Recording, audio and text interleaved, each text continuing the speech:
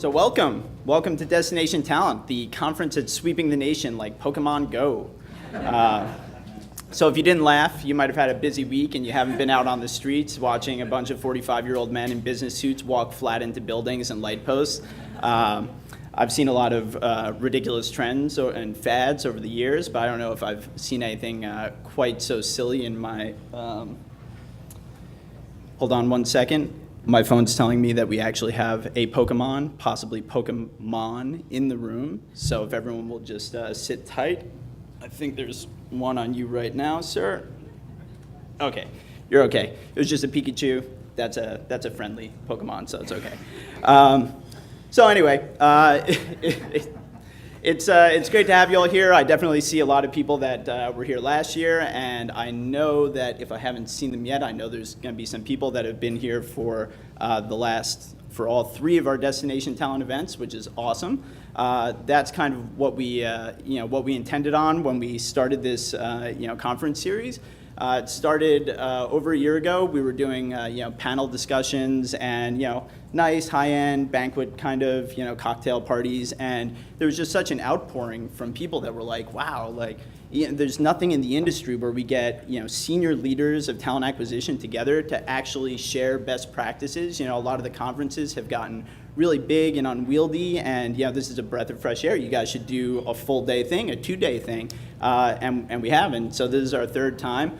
Third time's the charm. That's what somebody from the sound crew said. So I will take that. That's why I'm not nervous. But hopefully things will go very smoothly today. So we're very happy to have you here. Like I said, we have some really talented people in the room. We have some really influential people in the room. If you look around, the room will fill up by the end of the day. But just based off our RSVP list and the size of your companies and potential hires, we estimated that there's over 500,000 hires being influenced in this room by the people here today. And that's awesome. If we can all take back best practices that we share amongst each other, things we learn, tips and tricks that we can make our own workflows a little bit better, we can influence 500,000 hires. That's double the population of Iceland.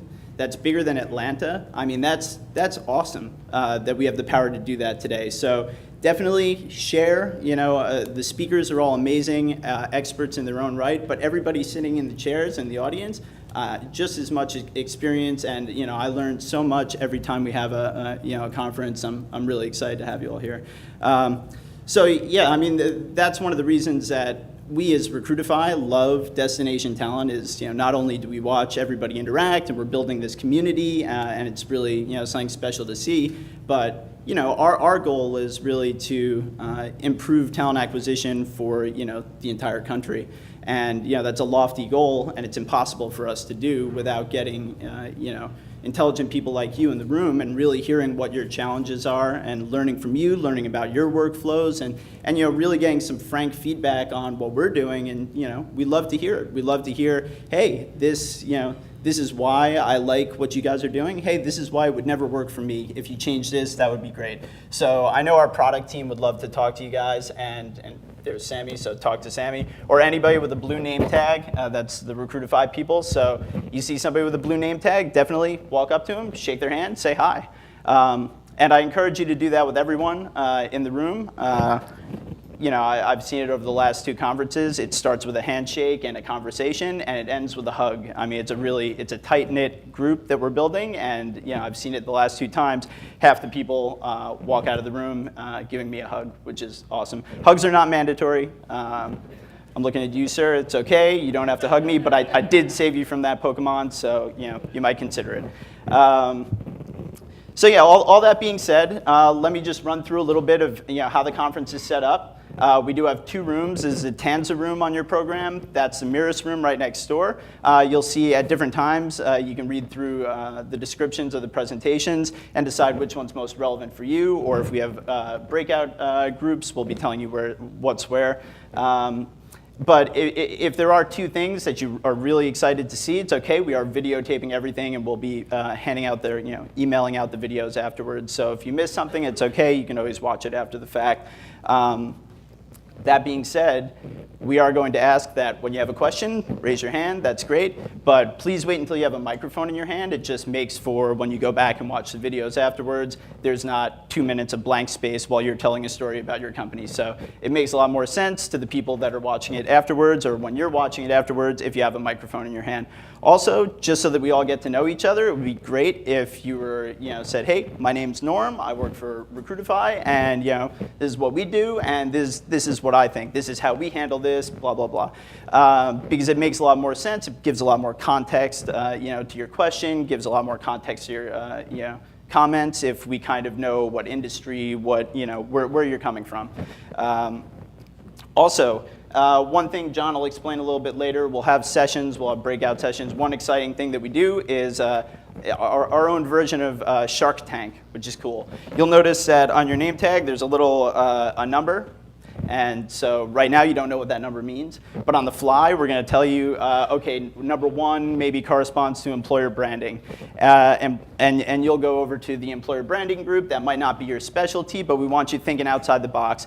And as a group, you're going to come up with an idea that you're going to be able to present in front of the group. The presenter that wins, as we all vote, it's a democratic process, will actually win an iPad Pro. And the whole group actually wins gift cards to iTunes, so definitely participate. It's great, it's fun, people get really into it, so I'm excited to see what we come up with this year. I think we still have patents pending on previous ideas, right, John?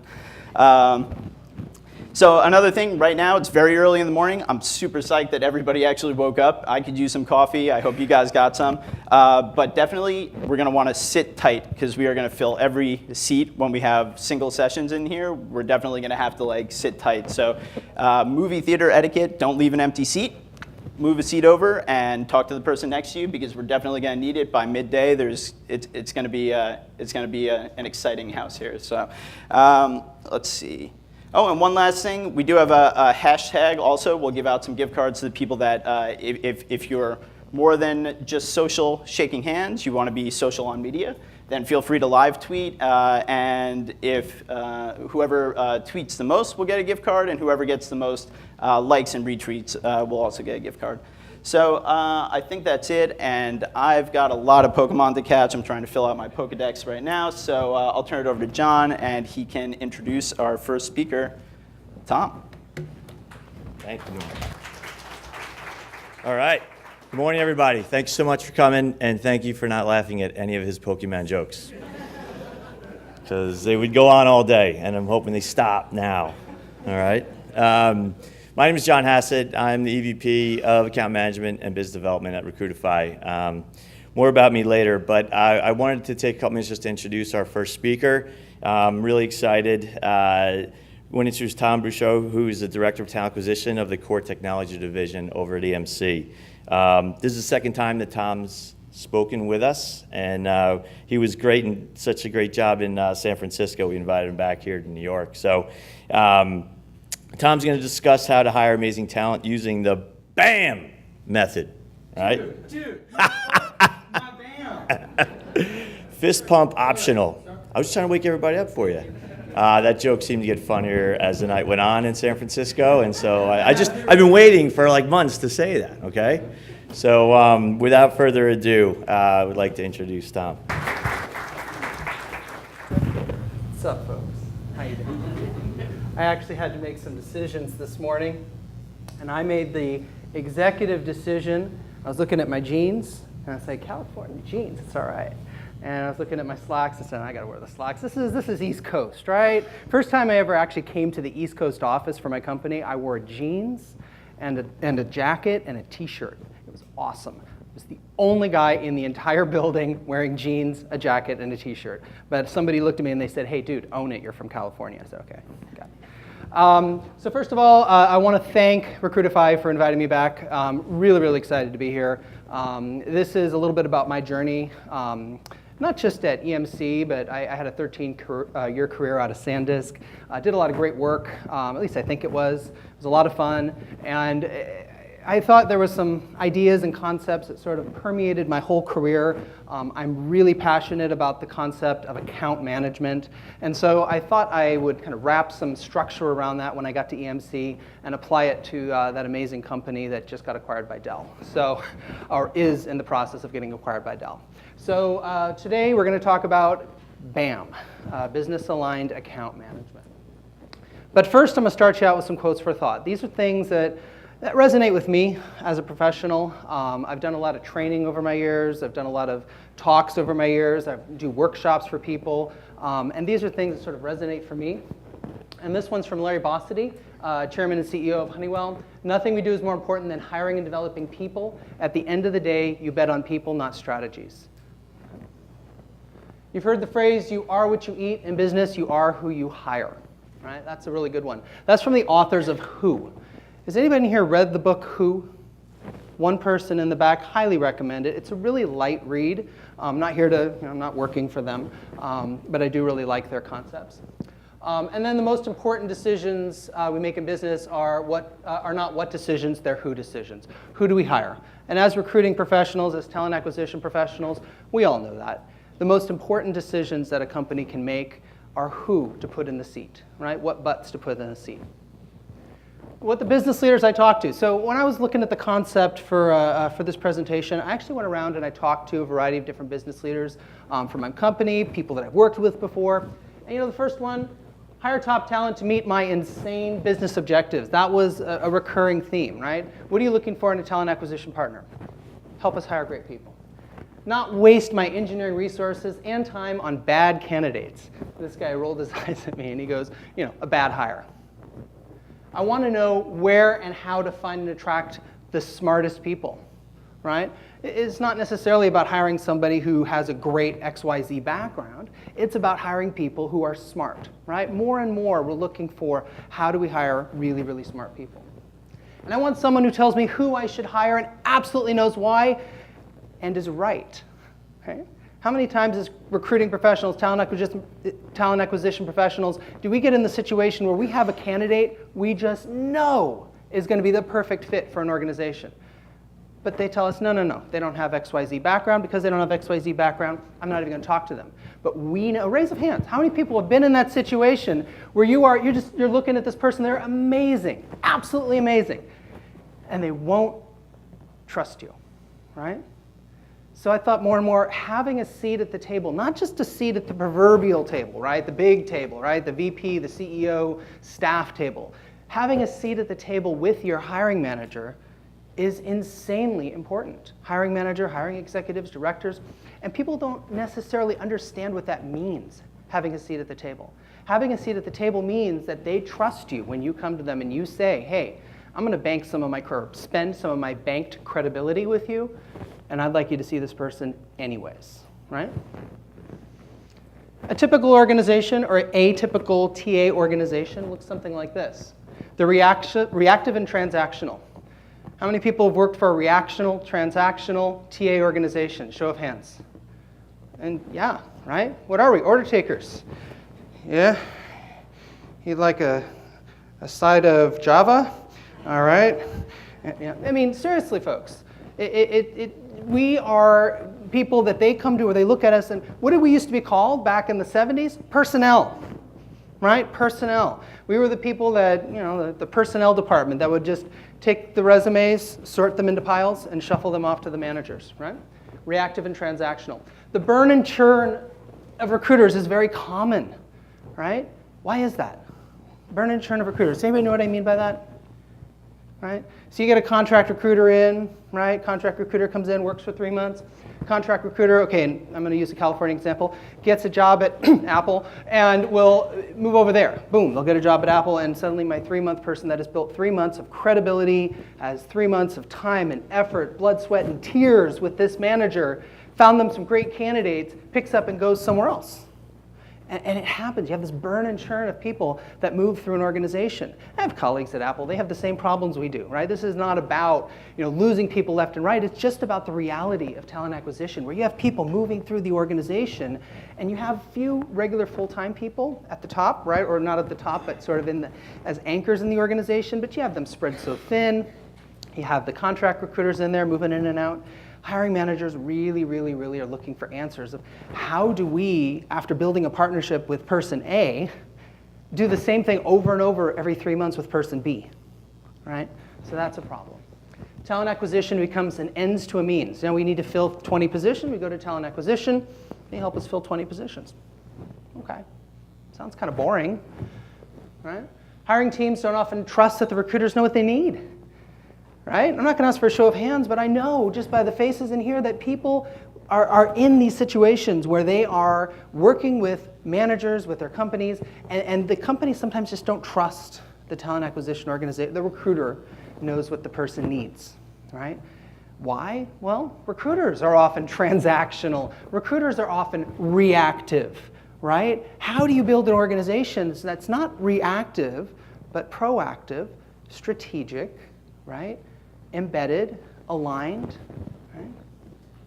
TA hiring management often doesn't create partnerships, instead falling back into cause and effect circles without ownership, right? Without ownership. What does that mean? Right? Well, recruiters, how often do recruiters throw up their hands and go, well, the manager's looking for the purple squirrel. Oh, the flying purple squirrel with the unicorn horn, right?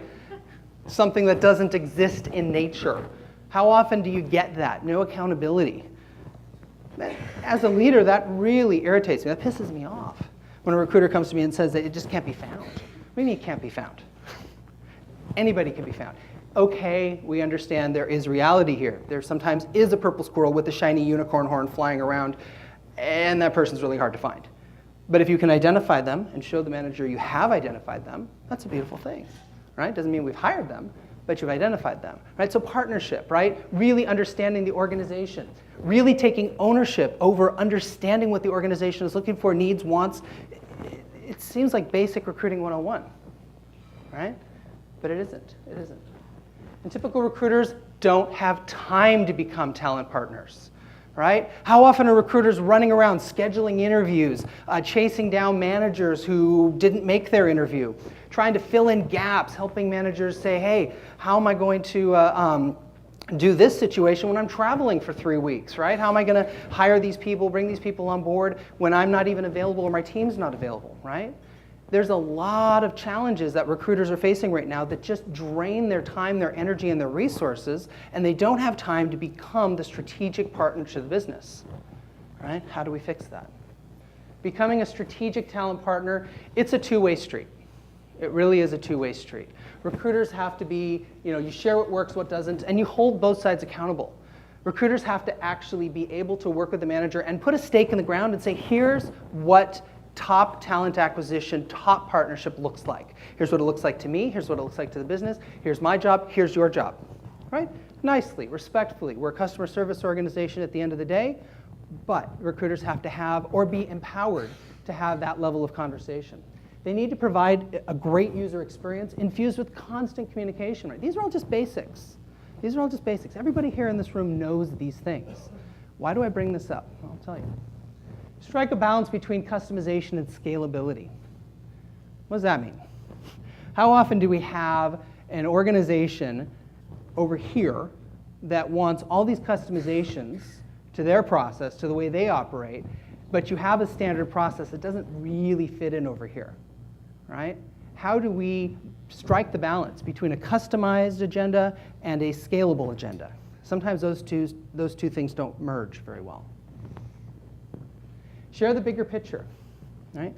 Sharing the bigger picture. These are the traits of a great talent acquisition professional, right? Somebody who comes in doesn't just talk about John the programmer or Susan the financial analyst, right? Somebody who says, hey, I see that you're hiring a lot. I see that you are looking at bringing in great talent in this area. Maybe we need to look at a university program. Maybe we need to really stress entry-level talent. You'd be surprised how many companies don't. I will ask for a show of hands. How many companies in this room have a really strong university relations program, in your opinion? Okay, I would say about a fifth of the room, if not a little less. Okay, raised their hand. Maybe some people are shy, but hey, we're all friends now, so I don't think so, right? So I'm thinking that university hiring is something that we as talent acquisition professionals think is important, but often we don't have that partnership to really push it in our company, right? Diversity hiring. Diversity hiring is huge. There are so many organizations that you can work with to make it easier for you as a company to engage in top diversity talent. And a lot of companies are doing it, and a lot of companies aren't, right? So a talent acquisition professional, a recruiter, not Tom the director, but a recruiter should be empowered to have that level of conversation with the manager, right? And I'll show you how that works in a little bit. I keep saying that, don't I? I'll show you. Oh, we're good. Oh, and hiring great talent is so much more than post and pray. It really is, right? People just put their information online and they go, if I post it, they will come. Anybody? Expect recruiters to become talent partners, right? Understand what being a talent partner means. Expect your team to become a talent partner, right? Remove the roadblocks. How often people look at me and they go, "You're an HR." I go, please, no. I'm not an HR. Please, don't, no. I'm talent acquisition. Talent acquisition gets you in, HR gets you out. All right, no. But anyways, remove the roadblocks. Remove the roadblocks from organizations like maybe finance, right? Finance often puts up, I wouldn't say really strict roadblocks, but oftentimes are financial roadblocks to us being able to achieve what we want to do in talent acquisition. And so helping the organization to see how the path through the financial, I'm in New York, I'm being very careful here, okay? Finance. But anyways, and set expectation for data sharing, right? Data sharing. Data sharing. Sharing the data meaning how are the candidates flowing through the system?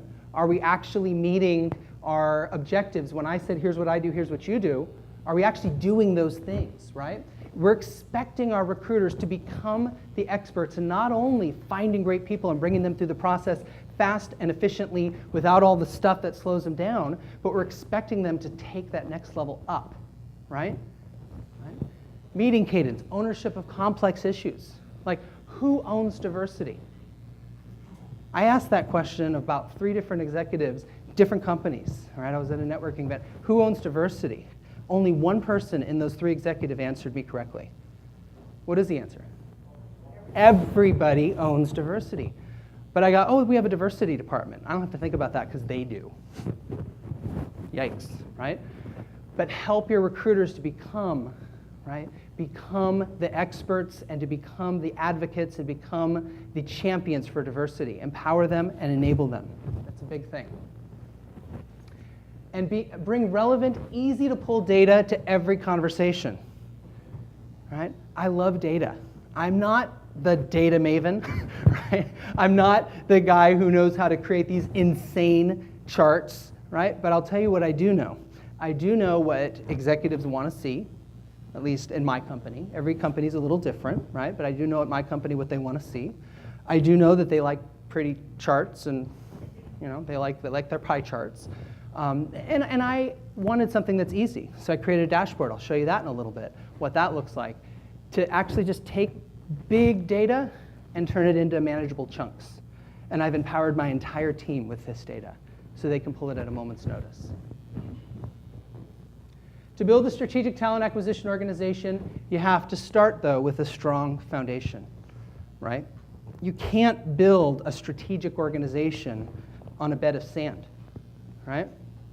I came into my company, and when I joined EMC, EMC was not fundamentally broken. In fact, it was working pretty well, right? There were some tough times before I joined, but my manager had come in, cleaned up a lot of those tough issues, and handed me an organization that was actually functioning.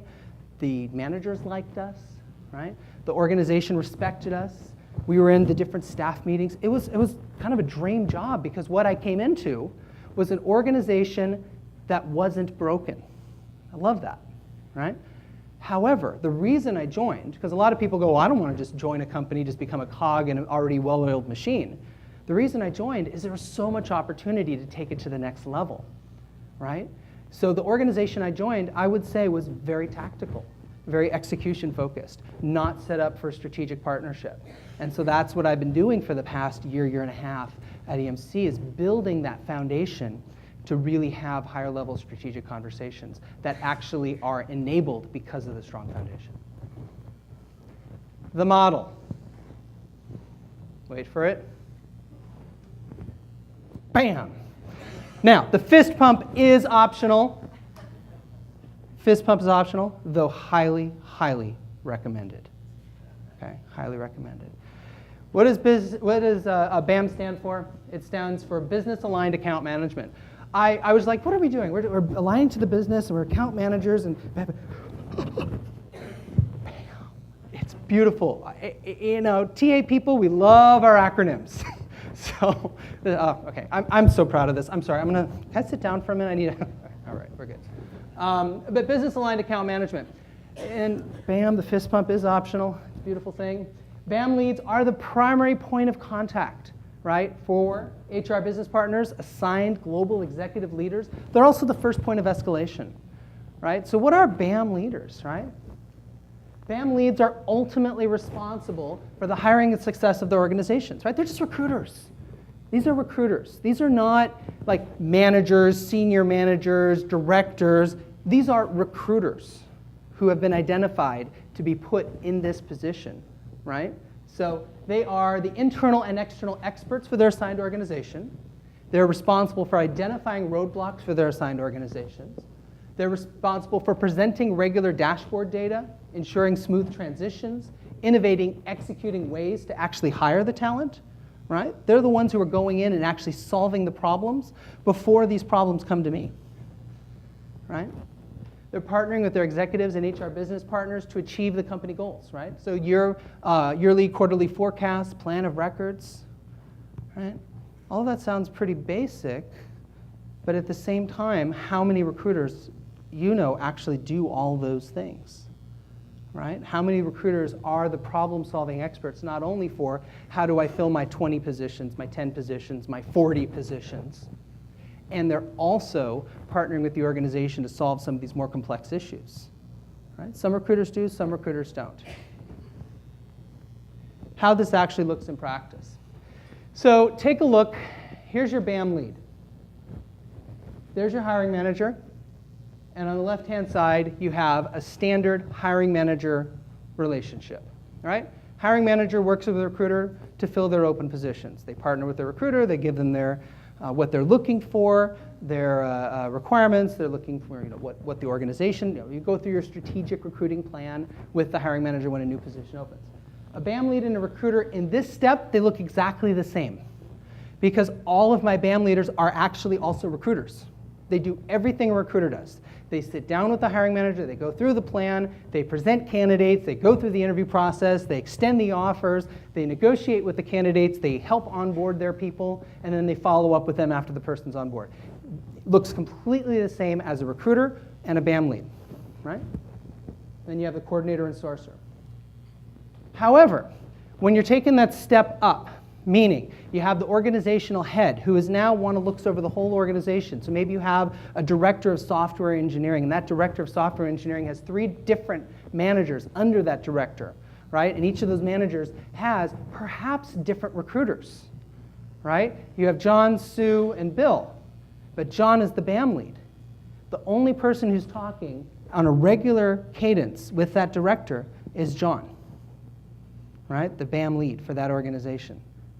And that person will have a centralized point of contact of escalation. If there's changes in the organization, John is managing those changes. New recruiters come under John or into that organization to support that director.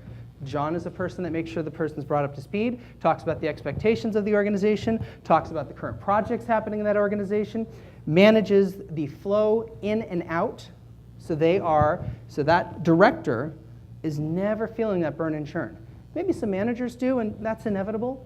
But that director, from their perspective, there's their stability line, right there. There's their lifeline to a stable organization. You got your BAAM lead. Of course, occasionally, the BAAM lead will run into situations that they can't solve on their own. That's when they bring in the TA exec. That's me. All right? So you'll see the blue is the BAAM lead. The green is where I come in. Right? And you'll see who's first in the conversation is the BAAM lead. Who's second in the conversation? That's me. The first line of defense in this sort of a relationship is always going to be that BAAM lead, right? Because we want to maintain the partnership, retain the relationship, and then bring me in if you need to. And see how it reverses here. right? So you take it up a level or even two, you're talking to SVPs, EVPs, or C-level executives. Suddenly, I'm the primary point of contact. I got to know what's happening with all my BAM leads. I need to know what's happening across the organization, but I may not have all the details, right? I may not have all the downline information needed to have that conversation. Usually executives, they want to talk up here, but I'm not going to do show of hands again, but I'll tell you, I bet many people in this room have been in those conversations. You're sitting at a C-level table, you're talking to those executives, and suddenly you're so far down that rabbit hole you can't even see the sunlight anymore. Right? They're talking about, well, what's happening with this intern? And you're like, but see, I'm talking like 30%, right? Improvement here. No, I want to know what's happening with this intern down at the bottom. Oh, okay. Well, let's go there then. No, those conversations happen all the time. And so you bring in your BAM leads as necessary to be able to provide that context. And trust me, I know 90-ish% of what's going on in the organization down to that individual intern. Right? Because I have regular one-on-ones, regular check-in points with my BAM leads. I'm very, very engaged with them. However, I won't necessarily have all the information. Occasionally, we might have the recruiter sitting on the side in case we know there's a contentious issue that needs to be addressed. But who manages when and where to bring people in? Well, it's really the primary. Right, the primary in each of those situations. The BAM lead, if you can see, is the primary for the manager relationship. They're the ones who helps to make sure that everybody has the right assignments. We have the right sourcing support. Coordination's functioning well, right? Sourcing, everything's working beautifully in that first bucket. Second bucket, the BAM lead is making sure that the managers in the organization are all taken care of. And in the third bucket, I'm making sure that the executives are taken care of in partnership with my BAM lead. Okay. This results in an org that is scalable. Pretty easy, right? You have a BAM lead, you can put anybody under that BAM lead. Now, the BAM lead has to be stable themselves, right? You can't have somebody who's loose in the socket. You can't have somebody that's going to quit tomorrow.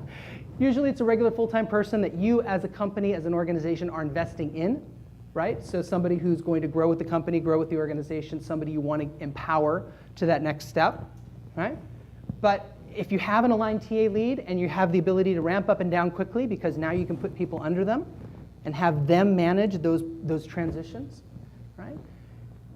You want to have extremely strong standardized resources for this person, right? You want to be able to have them be able not only to be the stable person, but to have stability. Okay, this was very important to me. This took over 2 hours to figure out the blinky headlight. All right, I went back in San Francisco. I'm going to go back again. Look at that. Okay, got it? All right, oh, beautiful. All right, thank you. But you also have an organization that is now focused, right? Full cycle recruiters aligned to TA leads, right? So you have your full cycle recruiters working with your TA leads or your BAM leads. Technical focus areas. So one of the ways we've structured it at EMC is that we have our BAM leads as sort of the people who are recognized as the technical experts for the organizations they support. Yeah, we can have flexibility, right? We can have the person who's the engineering expert support marketing if they have to. But the engineering expert, we tend to put in the engineering organization if we can. We do cross-train to make sure everybody can kind of pick up for everybody else. But if we have that person who's recognized as the leader in engineering, then the managers are going to just respect and believe that that's going to work better, right?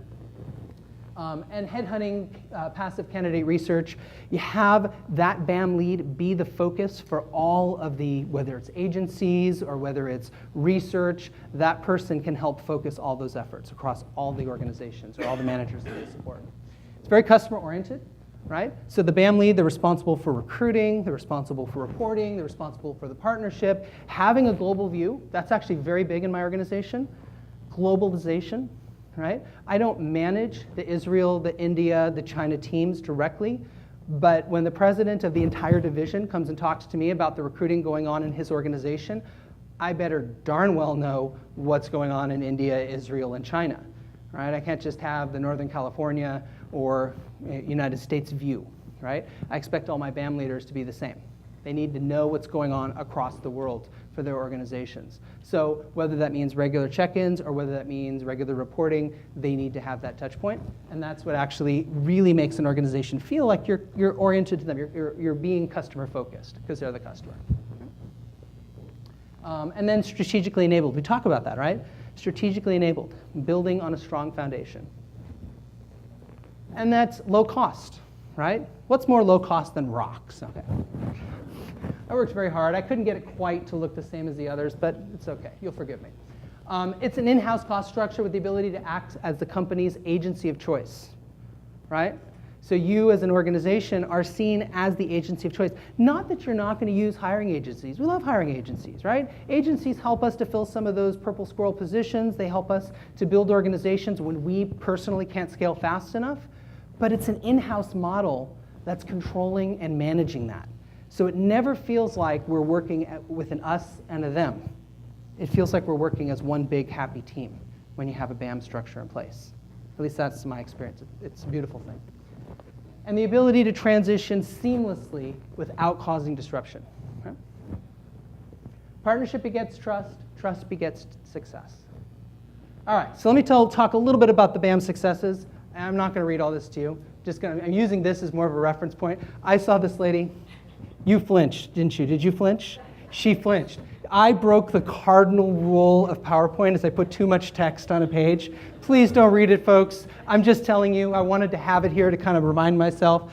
But the business, there's a couple successes I want to talk about. The first one is, actually, it was a very interesting project. What happened is the business came to us and they said, hey, we need help. We're going to be moving an organization from the very high-cost Silicon Valley area, and we'd like to move it somewhere. Right? We want to have it be a geography that's lower cost, but we want the same talent. Right? We don't want to go and sacrifice all our talent for purposes of moving the organization. And of course, this is very confidential at the time. It's now something that people know about, but that's always a tough thing, right? Especially if you're sitting in the office where this is going to happen, it's a tough thing. But we said no problem, and we helped them. We actually pulled a lot of data together, and we said, let's look at these different geographies where EMC already has business. We already have locations. And so we pulled a lot of resources. We looked at cost of living, we looked at median income, we looked at talent moving into and out of the region. We looked at the level of talent in each of those locations, right? So are you going to have a harder time finding your P5 or P6, meaning the very, very senior level engineer or that person's older brother or sister, right? Or are you going to have a harder time finding the entry level talent because there's no universities close by, right? So where are you going to have your problem? Pick your poison, because every location has a different challenge associated with it. And we presented this to the business. Now, this was one of the very first times that the core technology division actually came to talent acquisition and asked us to help them with a business problem, right? And I don't know if it's directly related to kind of putting these foundational aspects of stability in place. I like to think it is. But it's something that made me feel good as a professional that they came to us. And then guess what? They used our data, they used our suggestion, and they said, we're going to put an office in Burlington, Canada. Now, they already had business in Burlington, Canada, so it wasn't like they were doing something unnatural. But, for any Canadians in here, but they did put a whole new engineering team there, and they went from 0 to 30, 35, and we did it in about 45 days. They told us 90, we did it about 45 days. And what did I do? It was very easy. I was having a BAAM team leader meeting, and I talked about it. I had a person who wasn't technically a BAAM lead at the time. I was kind of grooming her. She raised her hand and said, I want to do it. She lived in North Carolina. Said, I want to do this. She did it in 45 days remotely. Didn't fly her out once. It was amazing. And she came in, we gave her all the resources, we gave her the people, we gave her, here's your entire structure, you are the point of contact. You're not going to be the recruiter working on every position, but you are the point of contact. And she did it. It was beautiful, 45 days. So these are things that make me feel good as a talent acquisition professional when I can actually take my model, apply it to a relatively complex business situation, and it turns out beautifully. We solved things like diversity challenges. We had an organization where the manager came to us and said, hey, we want to solve a diversity challenge. We have an organization that looks very one-sided, let's just say, right? And we would like your help because we don't feel like we have the ability to really stress diversity in this organization. In this particular case, I believe it was a gender diversity issue, right? They're all white engineers, male engineers, and it was a gender and it was a racial diversity issue that just no talent. And it was not representative of the population available in our area. So my BAAM lead came to me and they said, guess what I did? I said, what? Well, I did these things for this organization. I said, oh my gosh, You went and you solved this problem all by yourself.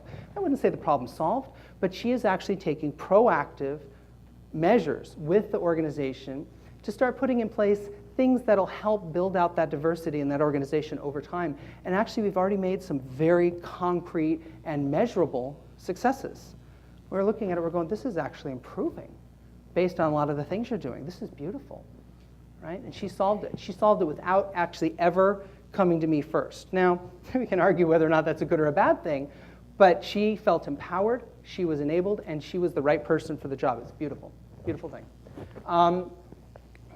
And you can look at the last one, right? There's a lot of different ways that BAAM leaders are helping the organization solve their problems. And it's not by bringing in their management every time that there's something complex. Okay? So this is just some of the benefits of the BAAM model. I think I've talked about these ad nauseum, so I'm not going to go over all of them again. But there's a lot of things that help a BAAM organization or something like a BAAM organization to actually say that it's working in an organization, right? It becomes something that's a focus point of contact all the way through self-propelled, right? Self-propelled. What does that mean?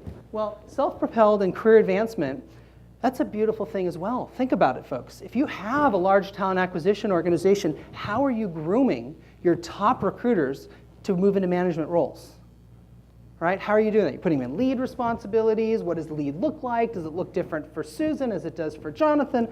How does that actually look? Do you have just a management structure and then you kind of look at that person and you go, okay, you're really good, manager, right? And I've seen that fail many, many times in my career where you just put somebody because they're really good at one job, you put them into the next level job, which is obviously a manager position. Well, a lot of companies are starting to look at leads, recruiting leads. The BAAM model, in my opinion, at least in my experience, and I did something similar at SanDisk, although it was kind of BAAM level 1, right? It really does help to identify the talent that's actually management quality.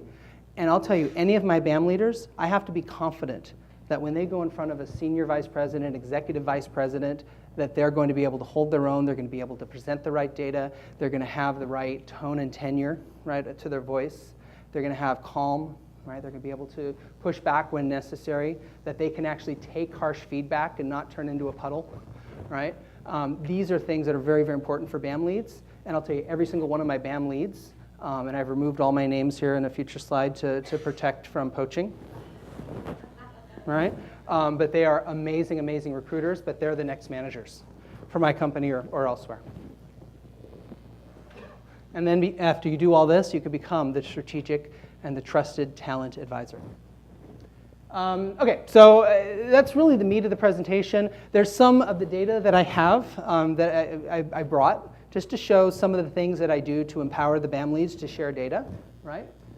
This is just an example of one of my daily dashboards. When I say daily dashboards, I mean daily dashboard, right? This is, we get data in, we get this huge data report that comes in every morning. That's every single open position at our organization, every single one, including all the pending, including all the filled.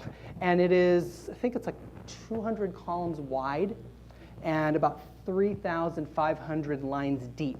Just this block of data. I took this data, I worked with some people on my team, worked with what I know, what little I know in Excel, and we're able to create just some basic dashboard type reports, right? And these are some of the leaders in our organization. This wasn't really, confidential, so I was okay with this. But this is an open rec aging for a person named Fidelma in the United States. Very, very specifically, I was able to drill down using this data, show her, here's what's going on in your organization. Then I was able to take another person's organization, a little bit bigger group. And if you notice here, this is all this information is rec aging, right? So we're looking at the data we're saying here is we have 9 positions that just opened. We have 3 positions that are what I would call extremely aged positions, right? But then I can say, okay, well, what if I want to look just at India and I want to look at all the drill down data, right? So then I can click on that information, the 9 there, pull up the drill down data, and I can know exactly what's going on in India. I can do it by recruiter, I can do it by manager, I can do it by director, I can do it by VP, and it's not just aging. We can look at rec statuses. So this is no longer aging, now this is status of rec. So how many are an approved offer? How many approved recs do we have? How many are in routing, right? Offer routing, rec routing. So I don't want to look at aging, I want to look at breakdown, right? And then I can pull up and I can say now, hey, here's that 26 recs. You saw this chart earlier. There's your 26 positions, and then you can drill down from there, right? It's not super duper heavyweight. It's a template. Dump all the data in there. I made it easy because I wanted everybody to be able to use it quickly. In about 3 minutes, we can populate this, give you today's data, and actually it's in presentable format for executives, which is, I think, really cool. Some of the other data that we've looked at, this is LinkedIn data. We partner with LinkedIn to provide us with talent migration information so we can understand where people are moving to and from geographies. This is very specifically for software engineers in the United States.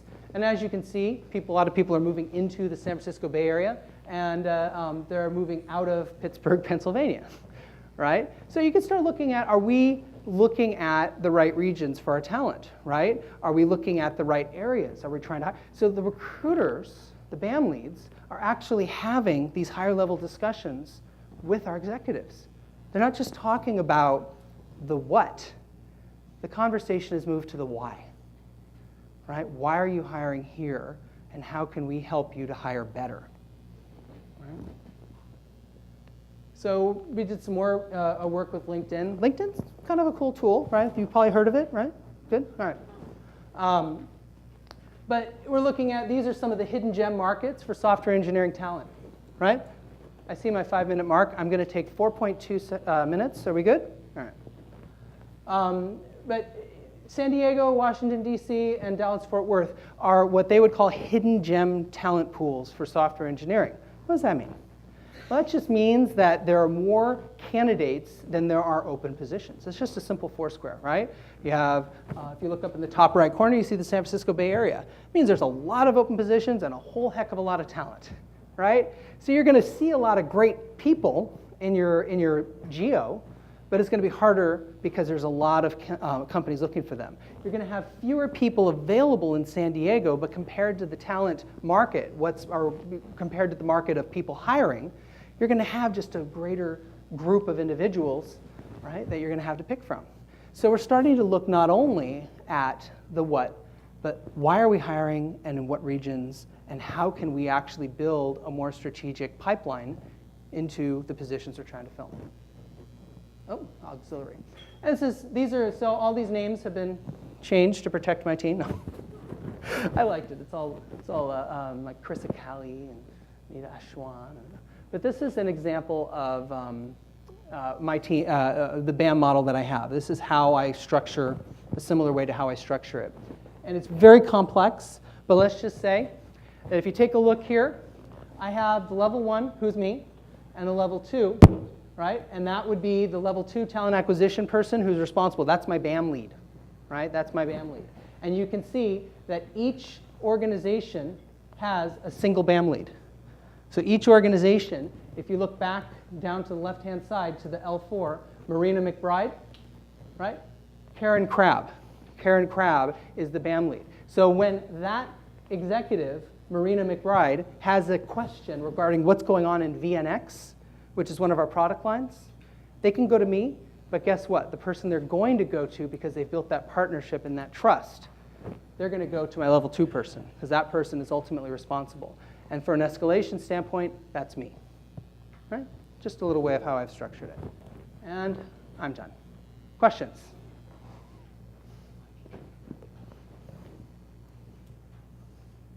Yes, sir. How do you structure BAAM leads across multiple geographies? So would you have one BAAM lead oversee 2 offices in disparate cities, and how important is planning someone face-to-face?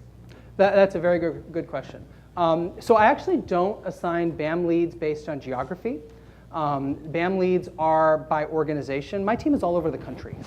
I have people in North Carolina, I have people in Massachusetts, I have a person in Irvine, I have one person sitting in my office with me in Santa Clara.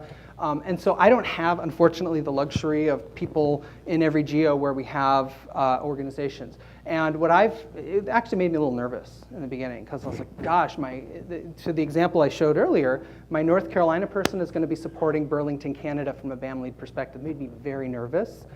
but she was so passionate and driven. I said, okay, let's do it. You know, kind of like, okay, right? And it was just like, why was I worried? Right? So it is important to me to align the BAM leads organizationally.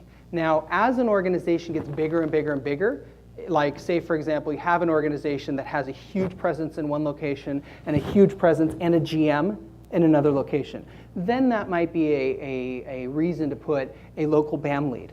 But I might actually structure it where I have a tier. You have the person who's ultimately responsible to the head of the organization, right? And then that person works with their BAM leads underneath them. And then regionally, they'll work with their GM in that location. So it's kind of a two-pronged structure. But BAM leads, I generally like one throat to choke, right? So that's sort of the way I like to structure it. Yes? How many people do you have in your team versus the number of people you hire over? Oh my goodness, I have right now, well, if, you know, EMC, right? We're being acquired by Dell, so we've done a lot of contraction. So I have a relatively small team right now. I have only 5 direct reports. We had about 15 before, previously, and back at SanDisk, my team was much, much, much larger. But right now, everybody I have, and it was weird, everybody I have is the BAM leads. Right? It's just we did go through some contraction, and the people who were left over were the BAM leads. So I'm at my time, but I can take maybe one more question. And how many do you hire this year? Well, we hire about, right now, I think about 750, 800 people just into North America, right? So my team directly, just in North America, and then if you expand that out, like 1,500, something like that. One more. One more? Let's use the mic so we can get it on tape. Oh, look at that.